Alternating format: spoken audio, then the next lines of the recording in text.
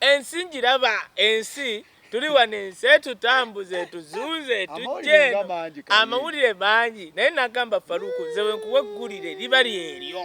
liba lizze nendaba bagwa mu bikopo abadde eno ebintu bingi tuli mu mbaga tuli mu kusika tuli mu ki obotaafu ani biki ogwala afumbirwa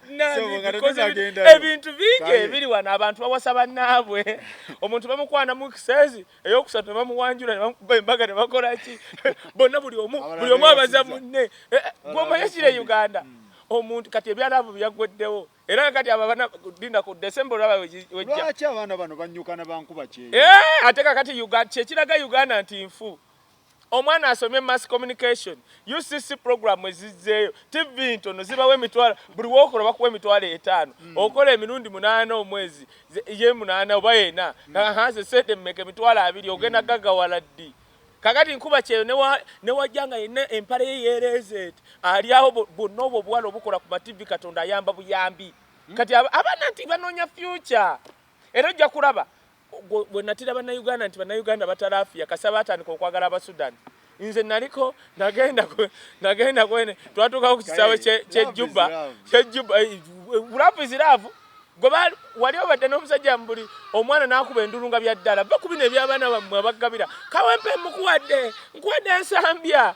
nga naye talinayo wadde kajiiko n'akakattaka Musudani akuteera omwana wa wano mu nnyumba ekyalo kyonna ne kijjula gundi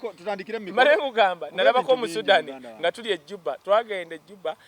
ne tuteeka ku kisaawe bankebera paka mu ngatto naye Mukama Katonda era okuva onaga asiridde Ejjuba ekisaawe kyokka ojjuza mu kitabo olinga oba azze mu ssomero naye we twali tusula nga omanyi zino container ze bateekamu esi bitya nga oba wakabi naye twanaabanga mu kinaabiro nga kiri ekyawo standard kiri era awo kati ate ng'otya okunaaba ekiro kubali Abasudani awo kawungeezi ng'akazana kakyayaka kati onaaba n'Omusudani n'omala n'ogamba mu butuufu sirina bitundu byakyama bana basajja oba nga bakula batya naye kakati nga bakwatira ku bana Bannayuganda obalaba omwana Munnayuganda olaba asalawo okwetikka Omusudani yensi etaabi naye kambuuze ku batulaba bana abatulaba yenze Kai Wisdom mutabani w'omulala yakulira ku mata omutali mazzi ne Seriraka twava Lwengo isingiro ntingira Buganda twatuuka wano tuli baana ba Ssaabasajja Kabaka n'engero twazikyusa eza wano zino be mugamba mmwe ntino Kabaka waaligwa wendigwa tumala kugwa ne tuggwawo yasembayo kyovula buli amulumba bwe tuyingira gwe muvandimwe gwe nsinga okwagala omanyi nti twali tetumanyi ekyo kyoyogera kyekitegeeza kino kyengamba okukyusa engero kyengamba nti bino byagamba nti Kabaka waaligwa ate wakikyusa tumala kuggwa okimanyi nti Abaganda bangi bakyusiza perspective luli baali baleka Kabaka buli musiru yenna najja navuma Kabaka kati oli wayingira Kabaka tukulumba Kabaka ng'asirise I don't care era waliwo yankwananga kati Wisdom kati ne Kabaka gwe mulwanirira tamanyi no my issue si Kabaka kumanya my issue here I pay allegiance to the kingdom of Buganda kingdom simanyi ndala manyi ya Buganda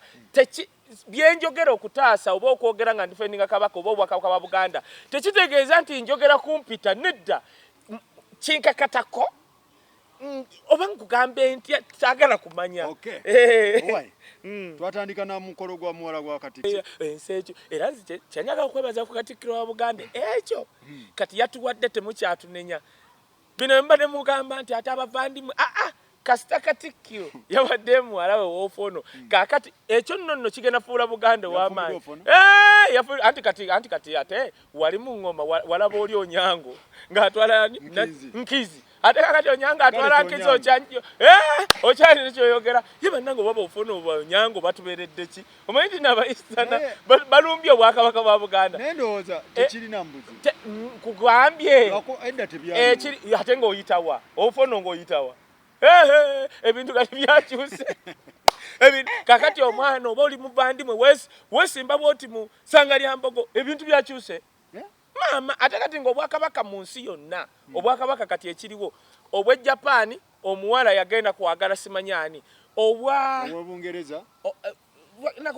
oba bwa Norway bwawa maama si bwa Sweden Norway omuwala ate yasukka omuzungu ye ayagala muddugavu ne bamugamba n'agamba bwakabaka mbulekawo nze ngenze n'omwana omuddugavu obwa Bungereza wala mega muddugavu 90% omusayi gwe muddugavu ebintu bikyuse modernization kyovola by the way ebintu ebimu ebiyambye obwakabaka bwa Buganda buli it revolves with the generation nebigwawo yaba mbakira bate bubi anti kakati agenda atya anti kati agendo ate kakati sanga lya mbogosoro mutwalo otyo kakati kankubulire ekintu kimu wano obwakabaka bwa Buganda kabaka yatuyamba tuyina abalangira n'abambejja bangi mwena musoro fumbirwa ofono odongo bote bitya naye agenda tula kuna mulondo to no ofono toyina omulagewa omitawa kyekino ekya Jjunju tomulaba nti no wali babanjanga kabaka omusika yamala kutulaga yatulagani sanga lya mbogo no Semakookiro New Vision nekuba omutwe nga amutulaze nti you know nete waliwo Jjunju omanyi lwaki Jjunju tebamutulaga bato tokimanyi kimanyi kankigambe mama wa Jjunju aveeri kakati nga tekigatta tolaba atufaana naye aveeri kati atula ku namulondo y'obwakabaka bwa Buganda tebakulyanga ebinusu era kyova olaba waliwo omusajja omu yali akuba waliwo omanyi ani Ssaabasajja eyafa tafa eyebaka bakiyita batya waliwo n'omusajja w'engulu bayiri bamuyita batya eyalwana ennyo n'obote w'engulu eyo waliwo sayinga ekibozibozi ekyajjaawo nga bagamba nti ono aliko alabikawo no omuntu yenna agenda otula ku namulondo obwakabaka bwa Buganda gwe preservinga mwabasigadde n'owofumbirwa odongo otyo naye kali akasaidde lineage kyova olaba Semakookiro bamutulaga kati ekisobola okuleeta ensobi Semakookiro kwe kwetikka omuvandimwe obwakabaka ate babuguddemu ennabe mwagamba nga TV presenter tebafumbirwa nga maliriza kiri ekyo njija nga maliriza kiri njagala okwebaza Katikkiro wa Buganda kubanga ekyo kyokka kye yakoze nalabye professor bamuyitani ono omwogezi yakulira ye chairman wa Electoral Commission wa NRM yayimuse ne MP weyo Tororo n'agamba bannange this wedding is one of the kind netusirika tuti n'agamba you people mwabavetoro mwali mukirabyewa nga yamuyisani omuwala yagambe ng'omwana ave wa prime minister wa Buganda afumbirwa ofono tekibangawo that is history making kati ekyo kyekigenda ofuula obwakabaka bwa Buganda obw'amaanyi kati ate ne Katikkiro yatuwadde ekyokukola ki kati buli yenna abadde ayasama agamba bwa Katikkiro simanyi obwakabaka bwa Buganda amaanyi g'obwakabaka bwa Buganda it's not all about Muganda as a tribe no are you paying allegiance kati omanyi nti no Tororo wano wagwawo olutalo bonna abetororo babalwanira obwakabaka bwa Buganda that is it obakulaakulana era kyova olaba osobola okusanga n'obwakabaka bwa Bungereza nti abambejja bo okugatta European Union nga watisindabaawo ti omumbejja weeno yasobolanga okufumbirwa omulangira we France ne bagatta Oluganda okimanyi nti bawa Queen wa Bungereza abadde Mufaransa oba Mufaransa naye lwakubanga abaana bazaala manya babatuumaga Abangereza era kyamukayanyaako tebafumbirwa Sanita Mutawe mazima wangu ate katogatta bakoze embaga bekoledde embaga bebennyini be bawasizza nakubiriwo kati wulire ono no Repi njagala first of all njagala congratulating Repi ku kyabaddewo kyonna kye yakoze nze nganze mu congratulating however ebibuuzo biri nti omwana yavuddeyo namulabe nakuggwe omani MC Rich n'omulala oba yabadde ani neŋŋamba bannange weebalaavu eya wiikisi ebbiri ne tugenda mu kidaala balaavu nno kuba nkubuulireyo ekintu kimu ebintu ebimu nze ondeeta wano to analyze them ekiriwo e Uganda kubaza Faruku nkubuulira abawala babaza omuwala omusanga n'evvubuka nga libirizibu naye ng'alina kyalibazaako bino ebyokugamba mbu nno simanya nkumbi yakabi omuvubuka era obuwala obukyayagala buno obuvubuka mbu alina 6-pack era kakwagala ng'olina 6-pack naye nga kalinayo olyoфо n'oligundi eryo kitegedde kati abaana advantage gye bayina abo abaana b'e Bulaaya ku baana bawa ne Uganda wanu butuuze ne bwaba talina ssente Faruku ogenda gende Bulaaya olabe osanga omuntu ng'ali Bulaaya nga kyakusinza kubeera mu muzira yes wali abeekoledde abalina obulungi oba ki niye abaana Uganda wolabira nti nensi eyinyize Uganda nti era nze omuntu abeera Uganda Faluka olaba kati wano muli nono muzeeyi nti mubeere Uganda omwaka ne mugwako ne mubeere ne mukwata omulala nga muli balamu muli bahiro eno Uganda yava mupitira tulini eno tanuuru ti omwana okumalako omwaka n'akwata omulala kati abo abaana ba repi agenda okubalamu nti wa myaka yagambye 20 mumusamu simanyi wa 25 kale nawaba wa 22 tetwagala mutwala wali naye wa 22 ng'atabikanga owa 38 aba agenda ate kakati ebbere likyatunula liti n'oba n'emyaka 22 ng'abayaye baali leega omwana yagenda n'akuba oli ani AK47 lunimba lunyumira nnyo reggae nti ndwerabidde lugenda lutya bwe yagamba abawala nti no nagundi ebbere abayaye baali leega sime oluyimba ndwerabidde lutandika lunyumira nnyo lwa AK47 abaana abayaye bawano bw'obatabaala kati gono muzeeyi abamanya abayaye b'ebwayisa abo abeegundi b'emakinde bakwata ku muwala bamuleka kyekimu akukwata ina akusuna ebbeere agenda okugira anti labayo nti osanga omwana kati repi wa myaka 22 naye nga kwegamba akavubuka kamukwata ku ssebo kagenda omuvako ng'alinga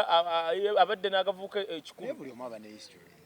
teryaga kyobola mukongratulate era nze kati kankubuulire repi decision gye yakoze ogenda n'oyo muntu regardless of whatever history that is the best decision kyekino kye nagamba nti emulate Bashir Gashumba Bad Black sakigamba lwaki abo abaana obalaba balinga abasiru Bashir Gashumba naye tebagenda kubeera mu bwavu Shira ugenda mulaba nti omulaba n'omusajja ono kya tusola musanga na mububuka nti weli bwayise no era mu society kiri kitya anti ensi Uganda abatufuga Uganda bagifudde yakweyi eno generation ejera society n'obwavu byanjawulo muganda wange ene Uganda ogiraba abagifuga baagala obe mwavu okola oti empisa zikyakola ngolaba ne bana abatu katolo kusanga minister wa ethics simanyi wabiti nga yenyi ntaina mpisa ngatadina kati however bwakabaka bwaffe oba bwabunyiro oba bwabusoga we bugezezzaako preservinga kye bayita ethics ne integrity naye embeera ti omwana katukambe katolaba kati kangereze nti Shira amaze osoma alina diguli alabika bulungi n'agenda okunoonya omulimu nga bamuwa emitwalo egyo 5 naye nga manager ali milioni 3 ali musanga ddi kati alina kweyiiya ku bono manager n'owamubbako emyezi egyo 3 milioni 9 kati Shira wazifuna n'amanya gino milioni 9 nzikolamu ki kane branding kyovola at the end of the day osanga Shira Gashumba Shira nga y'omu ku ba influencer abasinga obwakabi wano kati ba repi nabo bayiga nze kye mbagamba abawala nze kuvadda mbagamba temuvuma ba Bad Black why Bad Black agenda olabe kana akavuuka kali mu kwagala tasobola nakalaga mwana n'omu Bad Black okumanya wakabi ne Medi Sentongo teyamuzaalira omanche kitegeeza anti laba tevuma lwansonga ng'okyali Uganda mu bwavu ng'ono omusajja akyavuga Uganda olina kweyiiya kibaliko nze ngamba ne bana abavubuka be Uganda kati kankubulire kati nanzija ku Uganda weebadde Faluku fe wetubadde awo ng'omusajja agenda n'akugamba wisdom jani tubale wano ebitabo ng'obala ebitabo bya gundi 2 n'otokola emyezi 5 kati byaweddewo nti omuntu asologena mu URA owa URA yennyini n'amukolera n'ebitabo byalina okufayiringa kakati ebintu ne byonooneka kati okolete kino okikkiriza tikankubulire ekintu Faluku nkikkiriza kati kankubulire Faluku bwe mutabala bulamu naddala abaganda wano mugenda kufa bwavu let me tell you goroza President Museveni musiru okubo abaana be ogenda okuwulira bafumbiddwa bakazini something of the kind omwana we n'afumbira simanyi wasa mu kuteesa n'owulira nti ono kazini ono simanya bitya goroza basiru omanyi kye beewala 1 butata buyinza 2 sente kati balinga bannaggwadda beebaza eri waggulu fe abali wano bannakunkunye edda weebazizza otya nti ofunye omulimu okola ku Spark bakuwa emitwalo 5 pa show tezikumana na bafuta obalizzaawo otya kubanga that is a leverage obazizzaawo otya okutuuka ku lyengedde nze kyenkuwagira wempagira Shira Gashumba wempagira Bad Black ani omulala repi why repi wafuna opportunity kubanga repi womutunira boti ne mutuna ne sister wange w'emyaka 4 bali kati repi amala kugamba nti wa 22 mbeera osobola okusanga repi ali ku pressure buli wajja awo ku Spark nga amukolako wa mitwalo egyo enviri zasibiza mitwalo 10 ne bamuwe mitwalo 5 kati ng'alina kubalabulamu era mwe bawalamu abakola ku media tekiri mu stand tekisobola kutwala mu geyena. Where you are, that's where you must find your future. Woli awo era mukakati babulire ekintu kimu nze nkubulire nze Faruku sisobola kudda wano nenvuma anono mwana maite family oba omwana yenna ayagala omukazi gwe bagamba nti mukulu because kyoyita obukulu fenna tunonya comfortability. Faruku kankubulira ebyaddala biriwe biti oyo omwana asobola okubeera n'oyo omukazi kubanga abasajja balinga baana bato ng'omukazi comfortability gyamuwa tagirabangako mu baana bato. That is one. Two, Suna yayogera ekintu nanga Suna ayogedde ekintu yagamba gwe woba olina omuwala gw'olina nga buli dakiika akusaba ssente z'enjala emitwalo 2 mutwalo kibi kiyinza okuba n'owange nga asobola okunterawo omutwalo gwa $. Ekintu n'ekyo Suna wuliriza maleyo ekintu ekyo kiraba tetusaanye kivumirira kubanga kye bayita partnership oba relationship you must help each other where you can. Kiringa mu relationship abawala naddala abakazi tebakimanyi. Communication is not one-sided. Omuwala omusanga naga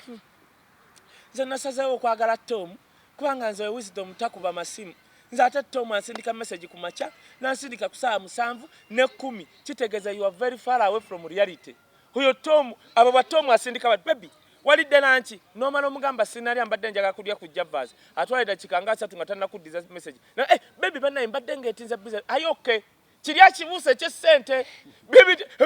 abo ba Tom abalina obudde naye kati nze Wisdom nsolo okkeera nebuziba nga sinafuna na chance kusindikira gwenjagala message omanchengeza ko gamba kikino kyengeza ko gamba mpuzika kiri omusajja yenna tuleme kuvumirira abantu naddala bavubuka bwaba afunye 1 comfortability mu muntu 2 future. Faruku kankubulire fa abayina love nti olaba omuwala boti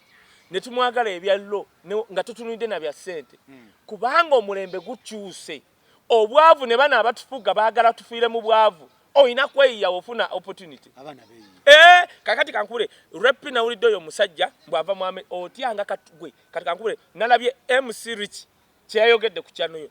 bwaba kyayogedde kituufu nti beeraba ku lyato lye webeeraba omulenzi n'alekawo boy girlfriend oli gwe yali amanyi goloza yasulawa nani ne mwana abana batalafiya Faruku tusoke tulinde omuntu gwakalaba n'otalafiya abana be Uganda wembatira balina lo ekikoose ekyo kyagenda ettake kubanga we bagamba ebyali ku lyato nawe wenyini owanika bote emikono Faruku abaana balina lo kubanga nze Faruku ondaba sirina lo gyenjijja nga ndabye omuwala first time nga mulabye awo ne mugamba nti no mutadde mbuli awo nze nze natya buti anti nze abaana bansinga lo naye kati nze omulenzi nno kale ne Faruku laba omuwala obudde wano ogenze ettake naye ate no kati ate Donizera wakikola ye Donizera emirimu gye bagimanyi kyennasanyukiddeko Donizera yeeramula naye bannaye n'13,000 ng'ogula kiki ekyo nze kakati wenkeera wano Spice n'angamba kaye njagala 13,000 ozitala ku Spice ozitala ezaddo lwaki sizitala ku Spice kakali kati kankubule mondeke nedda kati shiba ng'akeera ngamba 3 nga sizita naye oyo omusajja wamma wali mutuufu Donizera otale 13,000 13,000 Donizera gwendaba hasiba yebamba bwasi 13,000 yamusiba yezo Donizera posinga mulogo Donizera bwaba abasajja abagula omugulo olw'ataano mubuze Junior yali ageze sandoza ne bimuwoomera naye nze Donizera olw'ataano naye kaakati lwakubanga ensi lwakubanga eyonoonese Donizera yagambye mukwano gwe naawe abadde amulinyisa katale genda oŋŋambako bad black kati Donizera waba agira 3 bad black ameka ate bad black ne Donizera ani laba nnuuno Faruku ogenda kati Faruku njagala tukwate Donizera wano tuteeke ne bad black wano bali tubateke mukatale nebwe Bad Black omulabo mutya ani mama nze donze Bad Black alikomeka donze ya sample inzo omusajja wa repi namugamba ntu ebyo byambu Bad Black akulaga yakwatako $1 million oli mu 13 gomanyo muzungu omujjako $1 million katale kachuka kati kakyuse mu 13 ezaawa ani chopola era nomvubuka kati yazimwa yali mu 15 ate nono omvubuka lwakwange era yali abera mu Amerika kugambye yali mu 15 nze ngambye mu olwatano bo olwasatu nera nga nkimachi kuba bikibye wija omugula mmeka ate muzeyo notawulidde kugambye 5 oba olwasatu muleke musula bei kati kankubulira ekintu muleke kusula Doni Zera Junior jatubuli Junior mwana muto kati zali ate Junior kakati kibwe teri bawala ba Uganda batatalafi yatebakulyanga nusu teriyo gobo oyagala okulaba abaana kati nze kankubule nze abaana benakkiriza mu muziki botosobola kwatako ebyo bya fala abo basindi oyo sindi omulaba nti ngalinga omuyaye sindi ntambuddeko naye omutali akafiya abo baani kansiima abo no zali yansesezza yebane batene laide no mukolo gwa zali yavudde ku TV yero yose no zijukiza zali banaye congratulations zali bachiagambye zali byamulidde kati uli akana akani zali yagambye nabadde ku mukolo gwa ogogo mwalabye video yabadde video ya mwana wa gospel manchi stegeza abana bano batase okulaba nti bye bakola biswaza anti balazo mubuka ngalinga 18 oli mvuka lwa sente tolabya amatama obadde sente zikuba money beats Gonzaga kola sente we yagale lwasa tomuli agamba video ya balokole mbuli ayo omulokolo wa gospel asinga sente Exodus the Vixen Pastor Bugembe Copy Brian wa ya obaisa ba chapter 4 omanya abayimbi ba gospel abasinga obugagga ba chapter 4 abali mu South Africa mpayo abala abayimbi ba gospel basinza ibiriwa byakwekaza naye ate zali kyemwebaza agena myaka aga aina alimweweka zali atuka ku fule yokutana obadeki kati kankubuli abaana ba Eastern abo nadalabola baba balinga abakyotala kola bagudde embugubugu abakuze abo balwawo okugwa embugubugu aba bakulidde ku lumonde nawe nebikubikajjo abantu abakutuka be baganda bawano mama nenga zali emikolo naye omukazi zali muwagira zali kati kankubulire yagambye ebitya gossip virwa mbu okuvadde kali kankubulire ekintu mfaluku otegedde nti otanso wagira kyekugambye regime yakubala kati oyina kubala zali bwatuuka nalaba nti nne myaka gimuweddeko ayina kolaki ate gwe Faluku kankubulire otyanga omuntu abadde n'omutanzania gomanyi abatanzania be balya kokowa balya gundi balina emiti gye bagaya tegimanyi gino mirundo njija mirondo kokowa njagala obe ex wa zali kyonna ekyamuyimpa kyonna kyadda mu mpale kati zali osobola omusanga agamba maama anoonya muntu ng'alina kufuna wa musaayi muto akyali mumaanyi were omuvubuka yoyo kubanga zali at the end of the day yeetaaga kuba happy kati nze nga nagambye nti abasajja abawasa abavubuka abawasa abakazi abakulu mweyiye Uganda tugenda mu Uganda mpye yakweyiya tu nammwe abakazi nga emikolo tejabadde mikolo egiruwa zali yakinyonyodde bulungi nti kati Faluku omanyi Faluku bye nkugamba bino time is going to tell kyekyo bwe nagamba ekyafu Salamu Musumba n'ompakanya Salamu Musumba yawaabira Kadaaga omusango ekamuli nti amubya akalu naye omanyi nti no bamala mugira bamala kusinga Kadaaga omusango Salamu Musumba najjayo omusango bamala kusinga Kadaaga obwa speaker kati nekyabadde Balamu yagenze okuziika mugundi wa Kadaaga wa Salamu abagagga bakola security ebintu byesa tebibaamu kusonda nti munsondere zali kyemwagala kati abayo webaze gundi semwanga nawe totusumbuwa biki byogamba amayi Faluku muyisamu nnyo abantu amaaso kati kankule Faluku teri mugagga bakyogera bata teri musama yali abaddewo yenkana Samwanga era tannalabika tebakulimba ekyo genda obuuze nze naye buli akola omukolo mugamba yeye ogwa Shanita ogwa Rema mwagamba yagutadde anti labayo anti waliwo omukazi okubanga yasonze nnyo bw'oŋŋambe nti nnoze ku mukolo otanse nagaba ssente atanafuluma university ozijjeewa kitaawo yani kitaawo muyise wazaake tata wazaake mugagga bwati gwe kitaawo yani gwajje ku mukolo mbunze kukima mukazi kwajuga bukanyiza ssente igwe tonnamala university kati Shanita mbuulira omwami aha Faluuku abaana beeteekamu ssente n'agamba jangu ompe emmotoka kati kankubulire Faluuku ankugambe kino njaga olaba abaana bonna beba surprise nze n'engagement ring ndagaayo omukazi oba omuwalaze atakoze copagal atambadde state kyakabi bonna bajja babyeteekedde baba babiteesezza era gwolaba abatayakiteesezza nalabye gundi deshikananula nga bagenze ne pichipichi gaayo omu na engaginga kubyalwa kataka kati noyirwa kataka by the way kati olaba nti biri nakyo si bya kubanga olaba omwana oze mu hotel emmotoka ya Shanita yabadde yakiwa kyabadde kati no kankubulire Faluuku njaga tukole investigative journalism ku mikolo egimu egiba wano after 1 month ojja kutya ne bebawayo ebyo baba bebyewoze nga biddayo emmotoka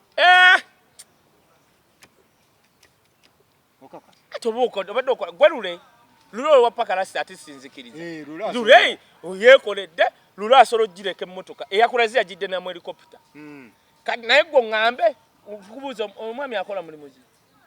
kuzina emmotoka oli asolo okugenda wali ewa Ketti namugamba mpayo ku mmotoka ngikozesa omukolo Ketti agimuwabula yes kati ng'oŋŋamba ebyo bitonyumizanga ekikunkoza obubi ku mikolo egyo bagenda tiisa abaana abandiwasiza bannaabwe ebyallo ebituufu kubanga oba otya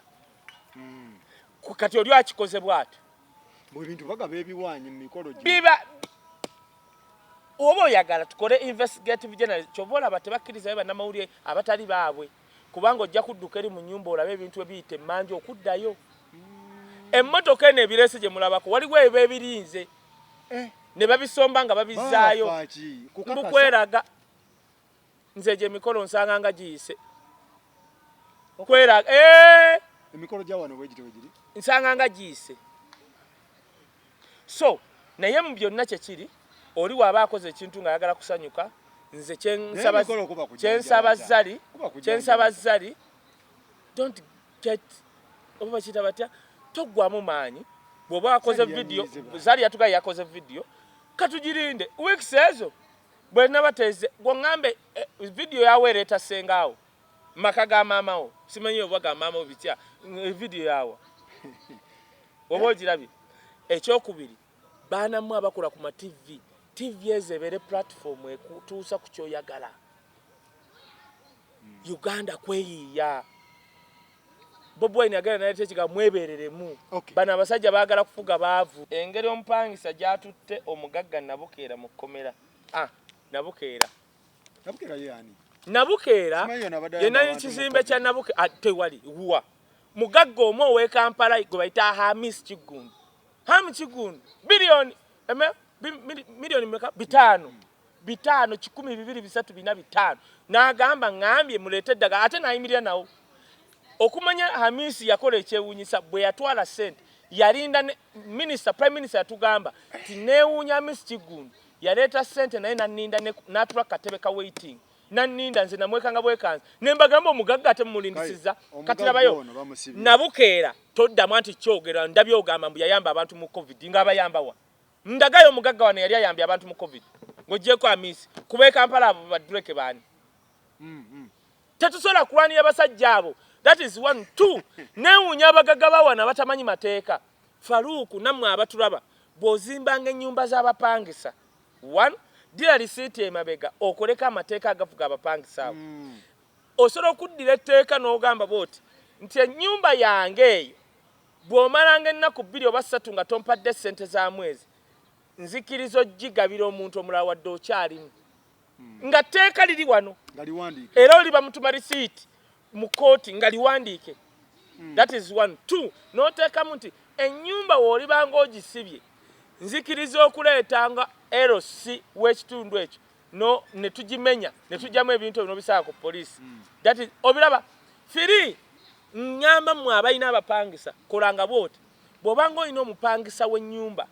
tokwatanga kufulu n'ogisiba ng'omupangisa oyo taliiwo yagenze nga yalese agisibye agenda kujjajjeko kufulu ye agenda kuwaabiri kikyokola ffe tukulidde mu nnyumba z'abapangisa bamama baffe baanize bazimba omupangisa mugere nga azze agulewo bw'ati oluggi walugulawo dira ekinyolo ky'omunda okigale bw'oti oteeko kufulu nga bw'asika bw'ati oluggi odduggala terweggala ne wagenda ku poliisi omuga yabaddewo nze kufulu nagitadde munda nga waali mubanja tewalumenye ekyokuna tomenyanga oluggi lw'omupangisa nabukeera omugagga oba bano abagagga banna esente bazifuna batya atamanyi mateeka kati omanyi omuvubuka kyeyagambye bannange ono omuvubuka bamuyita Kabanda yagambye bw'ati ndaba bino ebyono ani ono n'abakooba saagala gasiya nabukeera aluwa wuuno yamenyeyo akabanda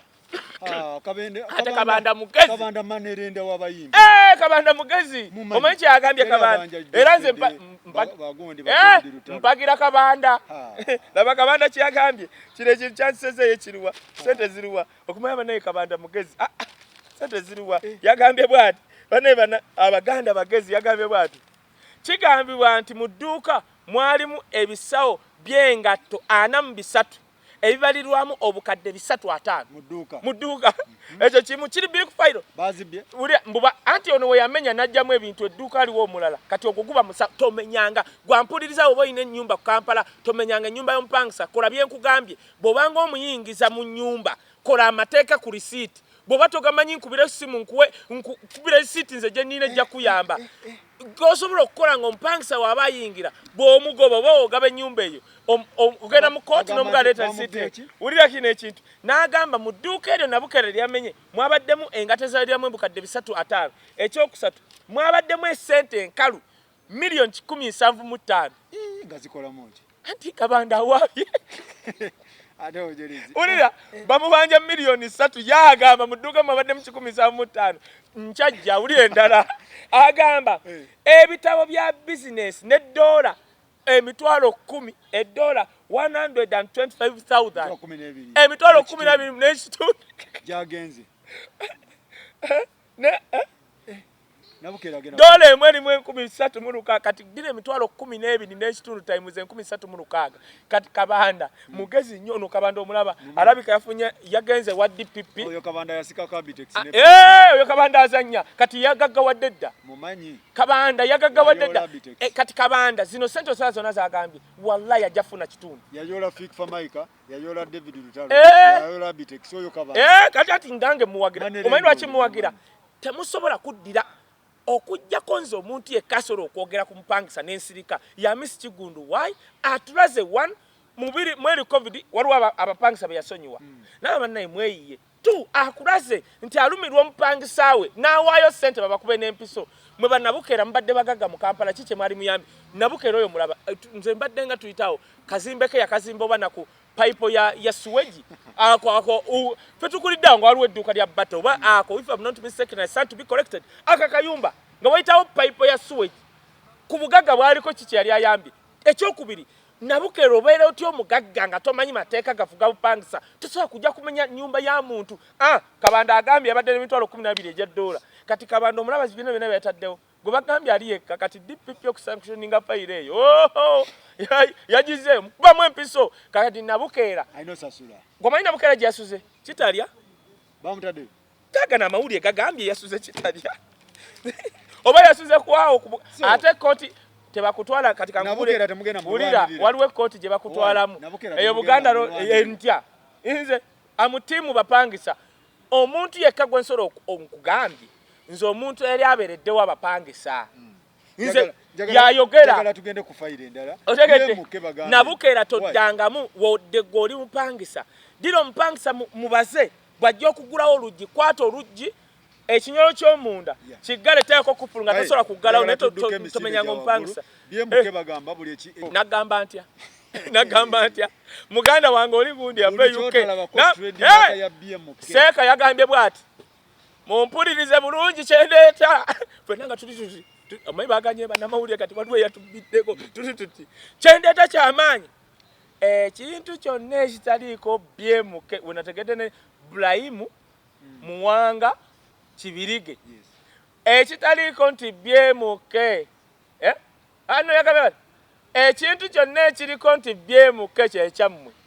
ekitaliiko byemuke kirimu bashaode endala tozunga Afrikana eri kuki anti ya Afrikana obadde ki ya Afrikana Afrikana teriko BMK eri Afrikana muzee kirako BMK ya Afrikana ekintu mu Kampala kiriko BMK kiri kibuye Ndeba. nde BMK Seka according to Seka mbade my BMK group of company yetwala na za ani Afrikana agambye Muwanga Holdings ana bajita Muwanga Holdings Limited full stop genda obuze ba shareholder bayo si BMK Holdings Muwanga Holdings gomanya kigenda maaso wano kikuza kati ekirala ekyanseseza nagambe ekirala yagambye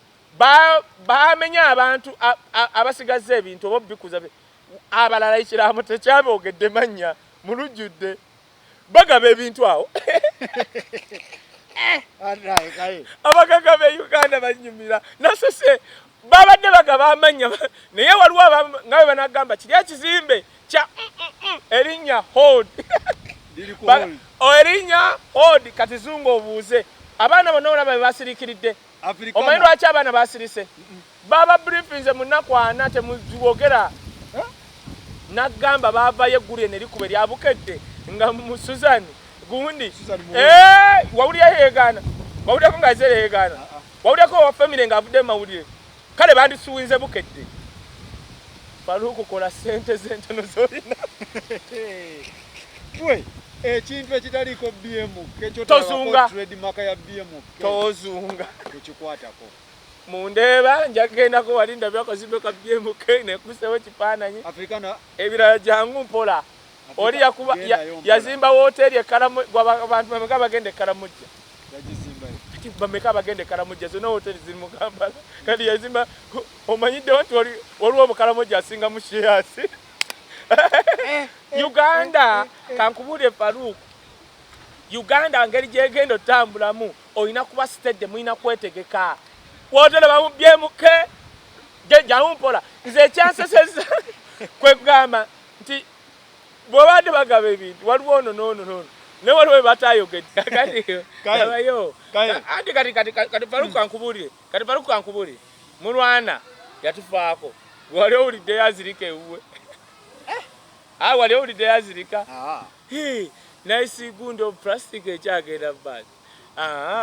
ani omulala kati okay kankomeneko oyo let me tell you zimwe Sebana tetuuliranga Sebana mujenkaaga bavuganga Sebana mujenkaaga bali bavuga muvuge otegede ko kyengamba mujenkaaga Sebana ali mbazi wa bitabo nga bavuga muvuge mujenkaaga bwe yafa n'abaana bava America abazukuru bilwa wali ebizimbe bya Sebana nekiki yaleka hata naba kumaliza wali okuyita kwa MC ebimaliziddwa teri azirika naye twatuuse wali BMK ne basoma omusika ngatava mukyala namba sibaji mmeka emu because bitya awo ne bazirikawo babiri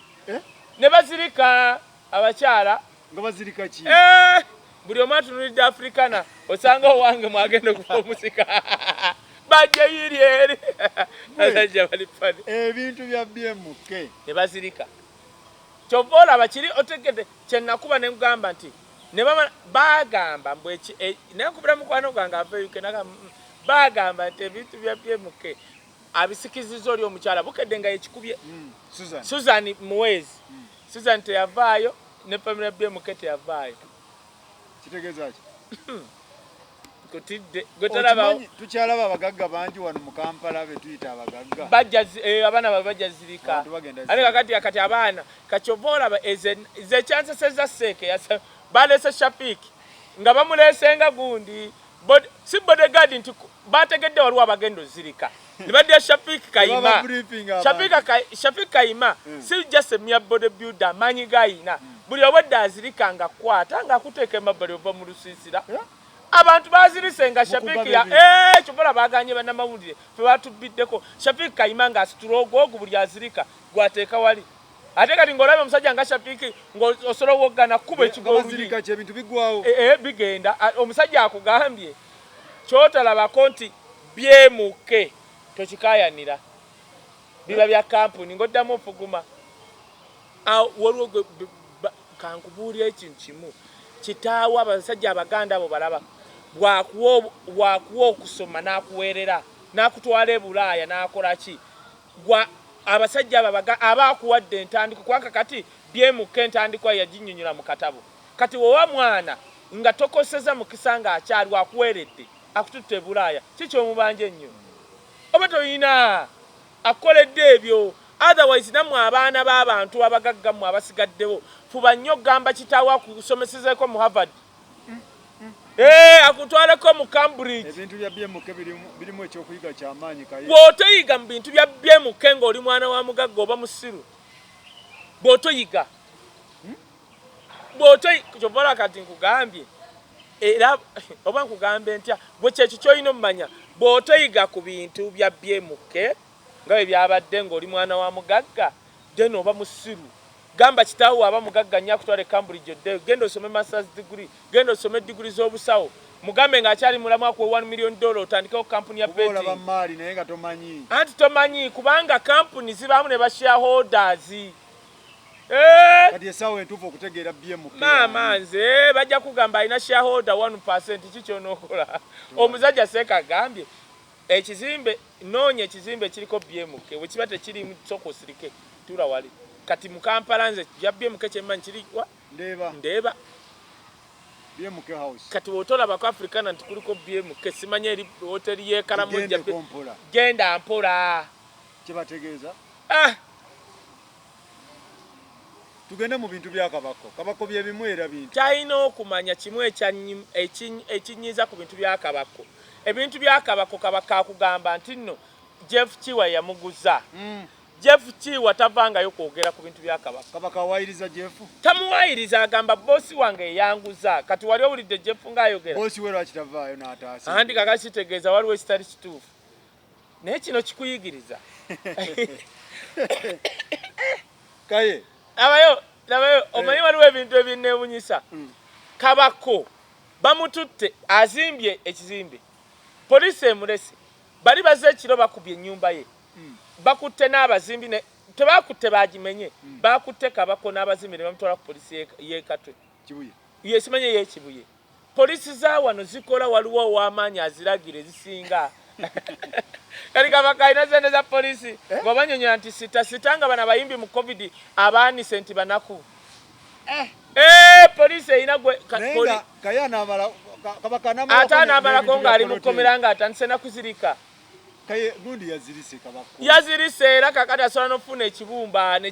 ebyenda ne byenyoola tewalaba liro paso ekyenda kyamudda mugundi mugusebusa anti noono ate kati ate agenda zirika afunye akasente k'ettaki naye bana abantu musaasirenga anti kati mwe mwabajjubisa nti azimbye munyonyo w'amagezi kati mwabajjubisa ne beerabira nti muyenga yaliwo kakati bebekulu asulawa najjeera kiwatule kati yeeriwo kati eri ewaaba bebekulu ewakabi ate kati muyenga tetukyagibala kati ebuziga kati babagamba emunyonyo mbeera munyonyo ani agambye ebifo bya wano e Uganda bibeeramu abaavu bw'ogenda Entinda nagenda Ministers Village nga bandowooza nti enguudo zaayo baza Diamond ngenda otuukayo nga za binnya naye nga Ministers Village ekyemmanga mu kikko waliyo baavu kabako yali yeesonyiwa buziga anti bwe buzibu lwaki abantu abamu tebamanyi genda ploti y'e Nansana teriiko kyapa ttaka lya kabaka miliyoni aga kati oli tamanyi nakumanya bajerega Nansana genda Maria kyakugambe ploti ye oba gwe kwate kuba ogende Nansana olabe ploti gende Kabulengu Nansana Kabulengu olamuze ploti bakugambe sente ojja kutya Kabulengu ebulamu ekyo obugembe gyabeera wabulamu mugezi kujja bakolera nguudo naye enyiri yatemanyi Ntinda just lusozi Kabulengu otegedde kati kabako kino kikuyigiriza kigwali eyo togula kitundu nti wabeerayo basite ebitundu bya Uganda tebiringa America ti Hollywood webadde okuva mu myaka gya 5 abakabi gye babeera Uganda luli twakula tumanyi muyenga kati tuli wa bebekulu najjeera onaava kiwaatule nga tudda walala kati mbagambye Kabulengo bagenda gendeyo balabe Bugembe gy'abeera gendeyo olabe ploti yaayo nze opposite ndi Wamala milioni 6 1,500 ndi ku 1,600 1,600 kati oli tamanyi na kumanya nti waliyo ploti 1,500 kenyumba bagimenye ati bagimenye ate kati yawonye n'obulamu bamukubye engumi nenga nambala kati okimanyi nti no mukyala wasobola okujja otaasa gundire ekiga ekisobola okugira obubi nti abadde abeera awo ate ne mukyala wasobola kati mukyala we bamusangawo ne bamukuba MP kati no kakule ebintu bya Kabaka okumanya bizibu Kabaka talabangako ku mukyala gwalwana naye Hajati okakasi tamulabangako amawulire tegamulagangako Hajati agambibwa ogula ploti eyo tavangayo mawulire Kabaka tamulabangako ne police tajjaga ne police DPC yakima Kabako Kabaka alwana kyatamanyi tamanyi oba muzimu oba kiki singa nali Kabako nandigenze kakiiko ka lands nempa wabira nenkola ebyo naye wanaayita ebya polisi y'ekatwe simanya kibuye ebyo na tebikola kati amulwana munene wadalabyeyo omuntu gwolwana naye ettaka naye nga talabika oyina nze ettaka ery'eruweru bagamba lya Ambrose talabikangako kati nenkitegeera nti kati wano waliwo omunene gwolwana kati Kabaka takimanyi nze kasita nategeera nga mbuuza Ambrose yalwanga tajja nentegeera kati bino bya munene paka mu kooti Kabako walwana naye tamumanyi tamulabanga nako muzeyi wadalabyeko oyo Hajati ngazze tajjanga na mawulire gwali omulabyeko simulabanga naye akima Kabako DPC kitegeeza kyekyo munene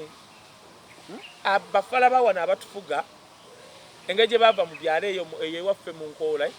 ajja n'agula akantu nga katono bwe kati bamugamba kwa Kabako n'amanya kankagule njakalwana paka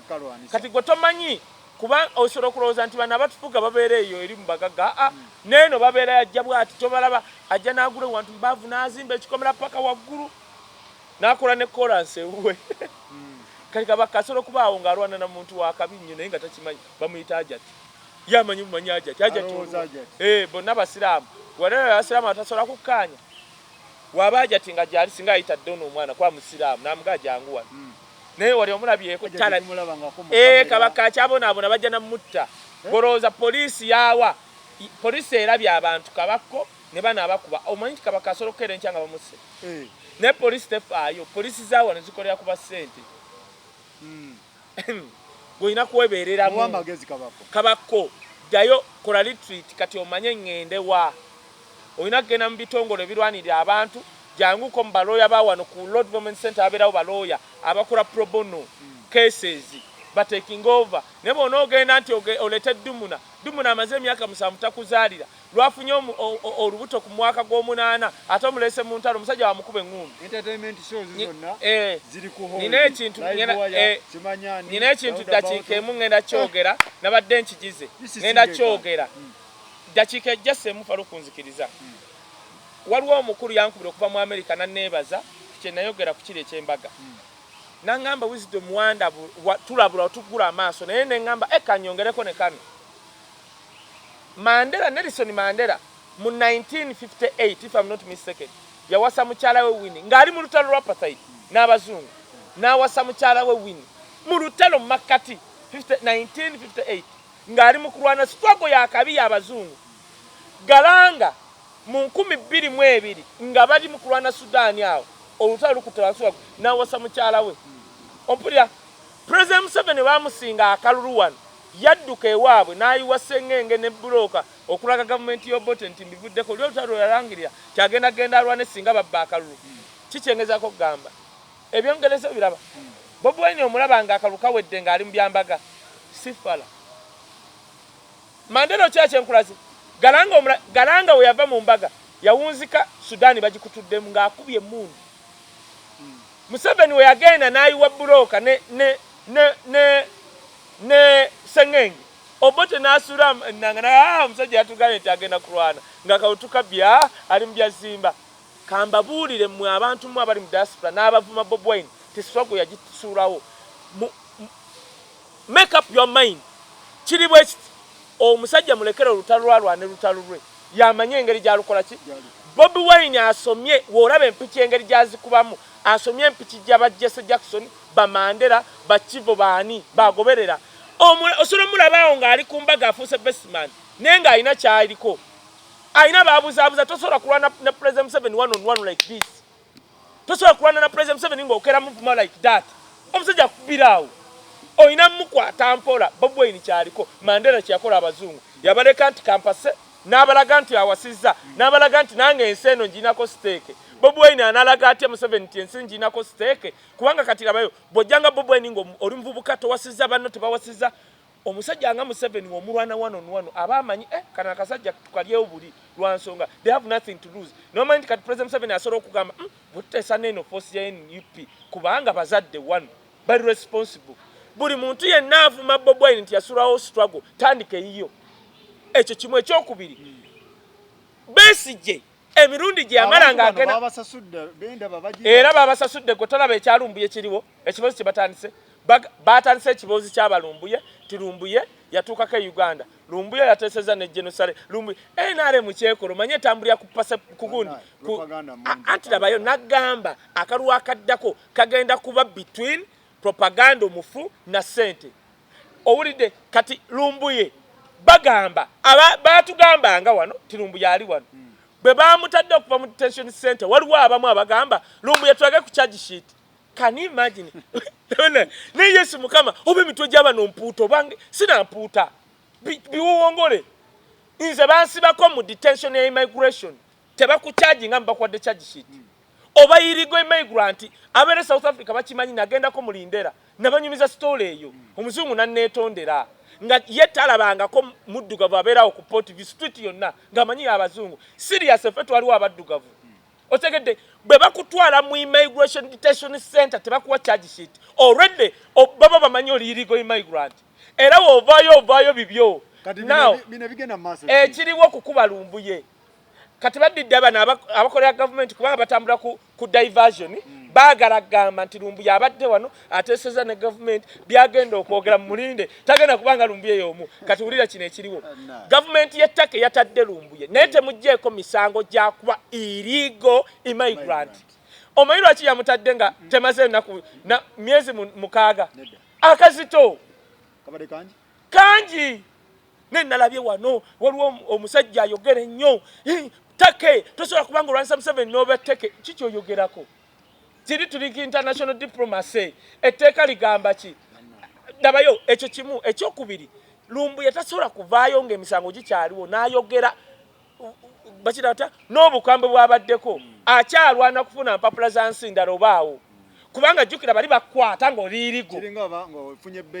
ofunye bbeeyi ate ng'otandika kwogera ku musango guliwo naye omusajja mukulu ali ku mativi ge Uganda waliwo n'aba YouTuber bonna bali kuba lumbuye bagamba lwaki lumbuye toyogera tebabakyajingangako tebabeerangako bulaaya lumbuye tesobola kwogera naawo nga akyalina emisa bamutadde buti ate ekyo kivudde mu bantu ba diaspora pressure gye bateekawo akyalina emisango era kyova olaba gundi muwadda nkunyingi yavaayo n'agamba lumbuye bamutadde conditionally n'akiteeka mu quotation not unconditionally kubanga emisango etteeka tegivaawo nti yali irigo immigrant bamugambye okay kulwa pressure sabo gira bubeerako kubanga jjukira omusajja abakufiira mu kkomera lya ttaka gavumenti y'ettaka ebadde eri responsible kubanga yategeera nti kati abanoonya lumbuye bangi lumbuye will come si ku pressure y'abaana kubanga kati oyo kyali omulala lumbuye yategeera gavumenti za Africa naddala ya Uganda engeri gyekolamu nti ne weebekuba tekupapya kujjayo nze ondaba kati Faruku waliwo abantu bali mu kwogereza nti okunsiba and I'm glad baali bankutte fugadi naddala abaganda bamwe abawano bali abaagala okujja batya one on one ne wisdom balina be boogereza nti genda omuwaabire era weguba mutango Faruku nkiddamu weba saddaaka nga gye ngenda okukolako olwo ngenda gikola nyingire luzira otegedde ku kyengambye kati ebyawano lumbuye will talk at the right time naye tosobola kwogera ng'okyalina mirambo ate otandika kubwatula nga obadde obwatula tosobola tannafuna teri ensi yavuddeyo okujja nga kiyisa creative nti jangu ewaffe kwaki bayita political side waliwo omusajja yayogedde ne bannange newunyisa Faruku okuba ne mukwano gwoyo Edminionio yavuddeyo n'agamba mbunga wondaba bakampereza manyize simulaba siraba batumbu tutungabo inze golaba nafuna political asylum kulwa music gwenkuba Gasiya pu music wawa kufunisa political asylum wali gwali lakadube ngoyimba za lakadube oyo musiru mukwano gwa tubulira limba kiro yali akubye olwanirye dembe lya Uganda bamuwereko political asylum ebyo abasiru ebyo Faluku kankubule bakampereza Yesu myange sagala amanyize kusagala wayiriza uliriza ngenda kakuwa okalaga abantu yakogedde yagamye mbu yafuna gundi ngenda kakuwa ogenda kalaga abantu yafuna political asylum kulwa music we Gasiya mwe bannayuganda kambalabule mwe basiru abalaba abantu abatumbavu ngabo.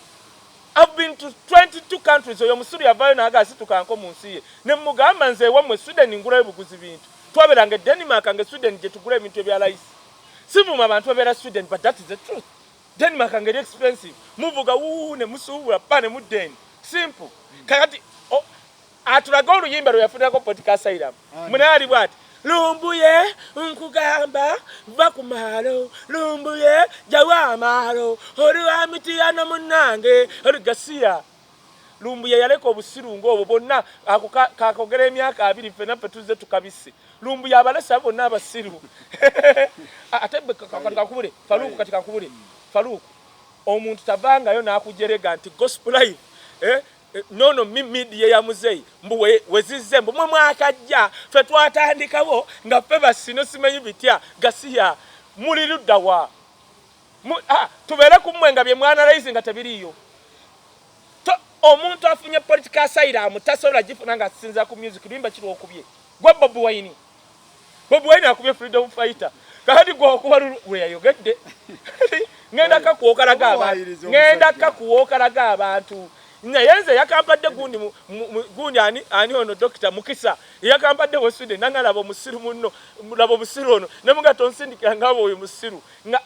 bakotize kali kayogedde nga yerabi kankubulira ekintu kimu lumbuye bawo bana abantu abawo bano abakubanga lumbuye ne bawatibyemu nga buli dakika bakera kuleta lumbuye yali atunda organizer ate namala kyogera wano tibagenda kusira lumbuye nti atunda organizer amagulu gebenyanya lumbuye kakati abadde ali ebigere by'empuuta kati berabira akola ne kogera ebigere by'empuuta ate ne bakiraga kakati nga buli lunaku bakuba lumbuye gomanyiyo nakugambako omwana omu gwe bawa sente yambira wisdom wano sente tuzirie nti kiki ndi tati kuba lumbuye ne mugamba diru alionda byenga njogera ku muntu nga bampadde sente ne mugamba diru alionda byenga bampadde sente njogera ku muntu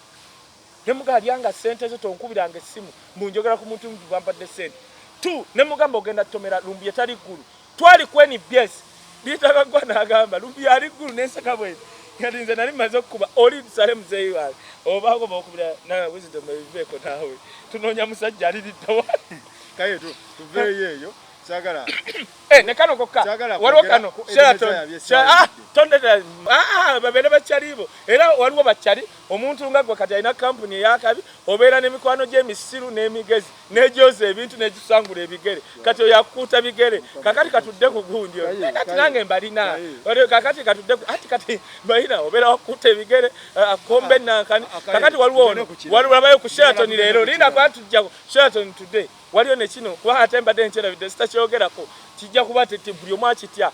bawandiisa awo nti Friends of Muhoozi beyita mu Sheraton today baagala kulonkinga Muhoozi kola ki mbukwesimbawo ebintu ebi bibiri bannayuganda byenjagala mutegeere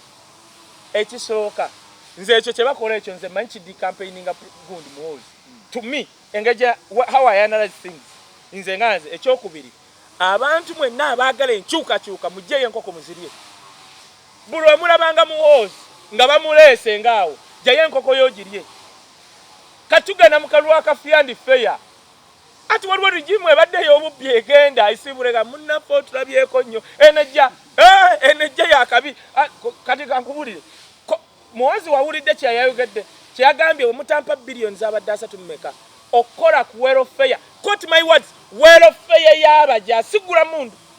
omanyi nti Muhoozi ebbanga lyonna lyamaze mu sevusi yabadde tamanyiyo wamajja abona yamaze kufuuka kamanda ati unyaka enzija genda kuyamba abantu kubanga abantu bakitegedde njagala abantu b'enkyukakyuka mukitegeere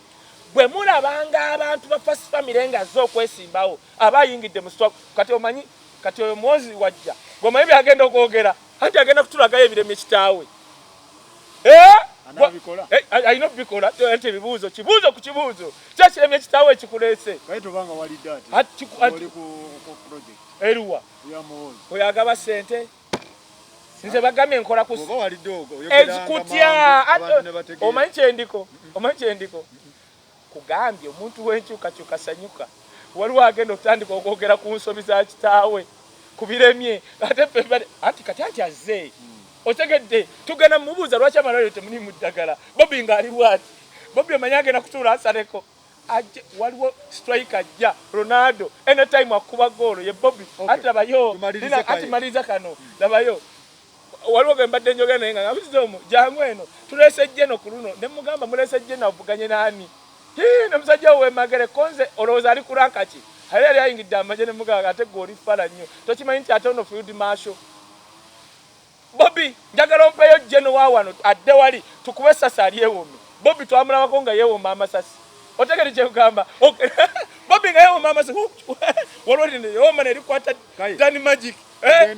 tugende ku kirala bannange buli ayagala Uganda empya ogenda kundabira akalulu kano pologoma y'emagere nga nabali baleese ondabire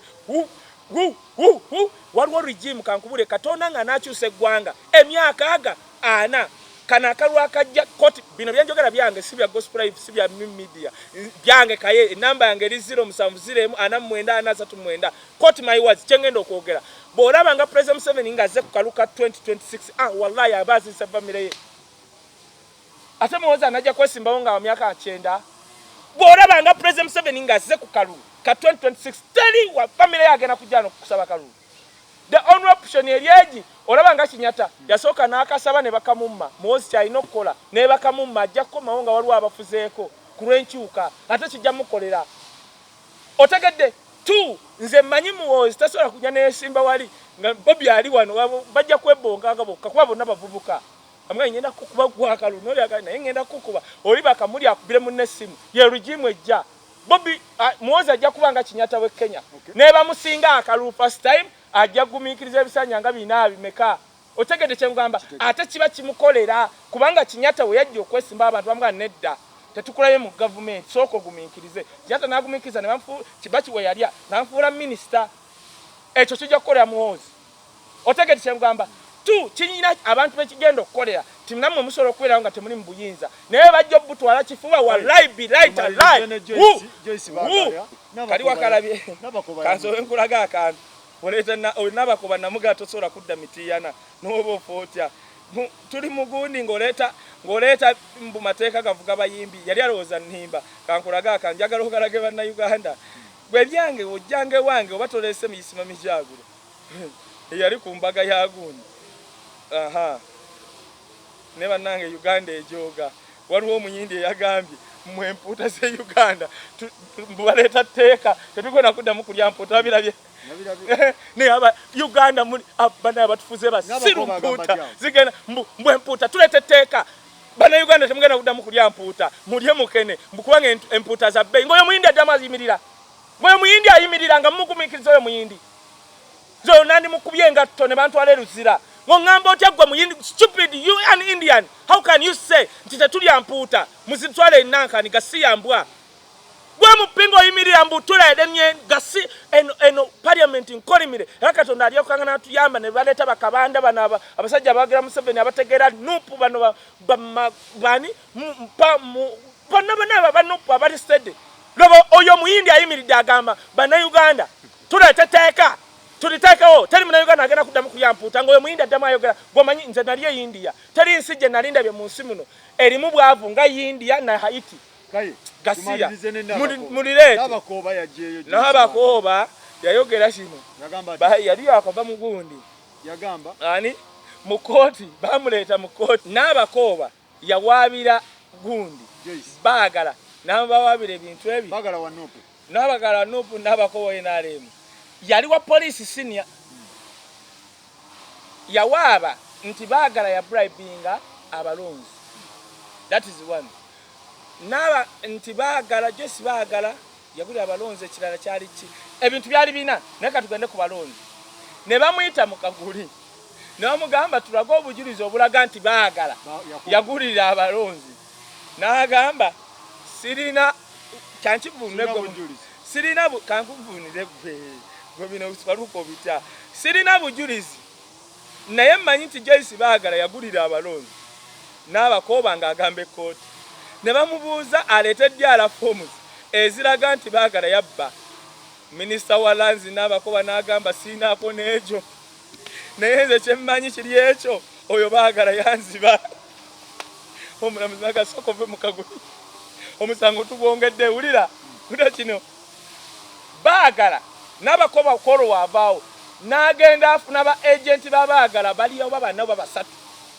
nga bazenga abajulizi omu omusajja abaganda omuganda n'agamba kan you imagine abaganda bannange nsaba kabaka aleeteyo wano ekyuma ekikebera DNA eri abaganda ne baleeta omuganda esseppiki mitwe ddebe n'ayimire mu kaguli eyali agent wabaagala olwalidde n'agamba abaagala yagulirira abalonzi nze mujulizi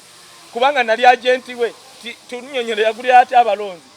nti anti nagende wa taata wa Zaake nampa emitwalo 2 ntambule nga njiwa abalonzi ne bamubuuza wabawanga mmeka nti abamu nabawe 13 ne 15 lawyer wa Joyce baagala nayimuka n'agamba omulamuzi ekyo nkiwakanya 1 ono tatugambye nti Joyce baagala yamuwa sente atugambye taata wa Zaake tutegeera tutya nti ezo sente zaali za Joyce baagala ne kimulema okuddamu oli omulamuzi n'asala omusango njagala okottinga ebigambo bino n'agusala on ground ti mudde ngobye Joyce baagala mu parliament ku grounds yagulirira abalonzi naye ng'ogulirira abalonzi mbu taata wa Zaake yawa agenti wa baagala emitwalo aga n'agenda nzagulirira abalonzi nga oyo agenti wa Joyce baagala teyagamba nti Joyce baagala yazimba yagamba taata wa Zaake omulamuzi yasoma ku Road Movement Center n'asala omusango n'agamba ngobye Joyce baagala mu parliament eno Uganda mbovu system bolongoto gasiya Faruku bakutwala mu kooti nga tonatuukayo nga waliwo anything to do genda okikole ekooti zino osanga abalamuzi batono nga bakisaakye abalemera ku mulamwa okisaakye atula mu Supreme Court akankwayo kano kubanga obujulizi taata wa Zaake ampadde emitwalo 2 za kugenda kugira tokakasiza na kakasa nti tuwe ekiraga nti yakugamba ozigabire abalo kale yandigambye yaziteeka ku ssimu n'entambula nga ngamba abalonzi era likodi yino teriiwo si baagala ye yaziwaayo taata wa Zaake abaganda Katonda agenda bajja mu byobufuzi tusigaze ba Bobi Wine erivubuka essajja ekkulu baagala lye yeesiga okuba ali agent lye ku polling station lyagambye taata wa Zaake yampa emitwalo 2 omanyi Joyce baagala kyeyakoze batudde bati ne bagala kyeki tumenya sigenda kukola appeal bana Joyce baagala you've made the right decision yagambye sigenda kukola appeal tudde mu kalulu ati babadde bagenda mukola akakodyo abakola apiiru babadde basobola mukola akakodyo eri ku apiiru bandigambye gwe tukugjeyo tutaddeyo ono naye n'abakola akakodyo n'agamba ngamponye tudde mu kalulu ogenda kumpulirira tolaba ali yamusinga obulunga 2010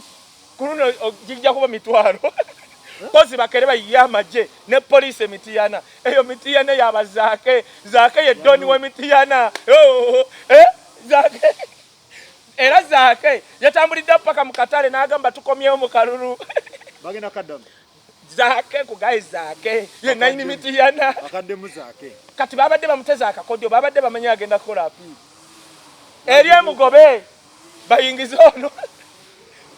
Joyce baagala ne bamutemyako tujikola ay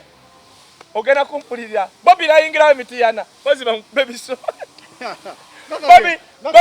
Bobi nayingira emitiyana mama nyabo ogenda kumpulirira kagenda nyuma ako kagenda kunyuma babadde tebakibaze babadde bamanyi Joyce baagala agenda kukola appeal mu appeal bamugambe ekooti esooka yagamba mudde mu kalulu ene egambye temudde mu kalulu atukujjeyo lya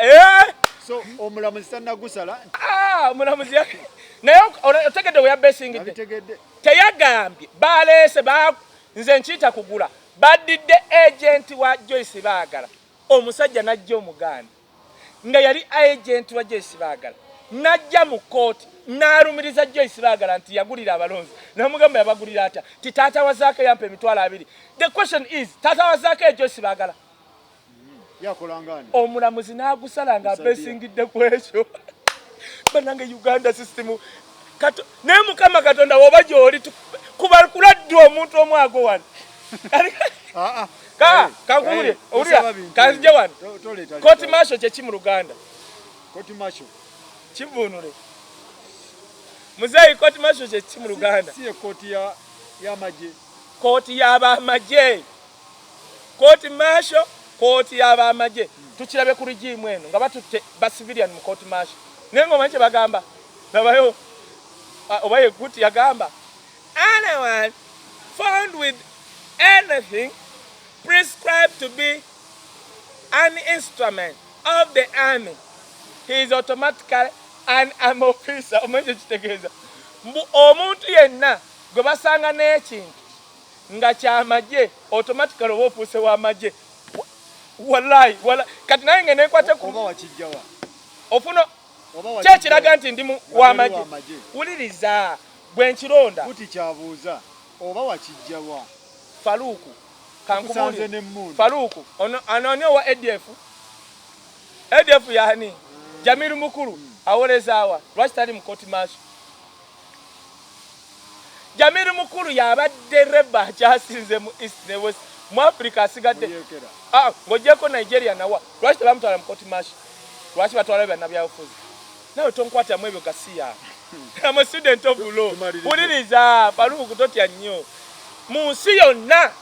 taliyo muntu civilian gwe bali batutte mu kooti masho ntaddewo miliyoni 5 bandage ne waba Bin Laden tebamuyita nko mu kooti masho ne Bin Laden yatta abantu kiri mu Uganda ekooti y'amagye respect gye badde ina emyaka gyonna undisputed kooti masho. Lwaki Jamiru Mukulu omuyeekera Namige tagenda mu kooti masho? Kankubulire lwaki we bayita konyi tebamutwala mu kooti masho bamutwala mu International Criminal Court yaba civilian? Why? Muse institution naye Mukama gyali Bayibuli egamba mu Zabbuli 126 Katonda we yakomyawo obusibe bwa Zayuni twalinga abaloota akamwa kaffe ne kajjira enseko ne tutandika okuyimba oluyimba olujja ti Mukama atukoledde ebyamakulu. Wallahi bilahi talahi mu myaka 3 Katonda agenda kukola ebyamakulu n'ebyamagero mu Uganda. Bonna ababonyeza Uganda abasudde institution one by one either bazirike badde waabwe bafe bakole ki ankubulidde ewa bajja kudda eri mu nsiko. How can you say nti omuntu gwe bakutte n'akakofiira akamyufu mukalabe kakamaje kitegeeza oli gw'amagye? How mateeka ki ge mwasoma ebyo ng'onkwata ndi mpuuta? Teri yali amanyi nti Obote buli babwe buti mamuziika eri ali mu mmese. Teri yali amanyi nti Mobutu alifa bamuziika ayimiridde ne bamugamba tetwonona resources lwakubanga abafuzi ba Africa temusoma byafaayo ogenda kundabira ate kiriba wano maama ng'example Obote bamuganako okuyitaano mu Buganda mubye mukoze ekirala si buli nti ggwanga limu lyeribonyeza Uganda wano no abawestana bangi baavu bali eyo osanga omwestana nga ali mu ddungu eyo n'enteeza awera mwana we campus batono abatubbye si ggwanga abatubbye tubamanyi abatubbye wano babagaana waliwo injunction tebakyatwala ssente direct Bulaaya bazinvestinga wano kakati kyova olaba ettaka lifuuse lya bbeeyi lwa nsonga nti ssente bazirina nnyingi muki kubanga oŋŋamba otya nti fuuti 15 ku 2 ez'akabako omuntu gwalwana naye tamulabangako naye DPC ekima kabako kitegeeza w'amaanyi anuunya ssente waziteeka. Era Faruku ngamba bannayuganda mwenna abagula ettaka nze mbaddeko eyekiwenda nga ndi mu kudimaketinga ttaka lya muntu namugamba nti funa ngamba ndeete surveyor alipime nga liwera gula ebikondo obiteekemu omusajja ajja kuva eri alaba ekibangirizi agende mu lands kubanga bye balina obuyinza asasula agamba oyo yandiye Faruku ante jaga oyo Faruku wawa akola mundekere tofa ego signinga ngafulumye chapa ngana oyina ngana ayina mwezobe ngazimbye kizimbe omale enazimba mwezoba omale ogene mu court bakugambe ya kizimbe oliliddawa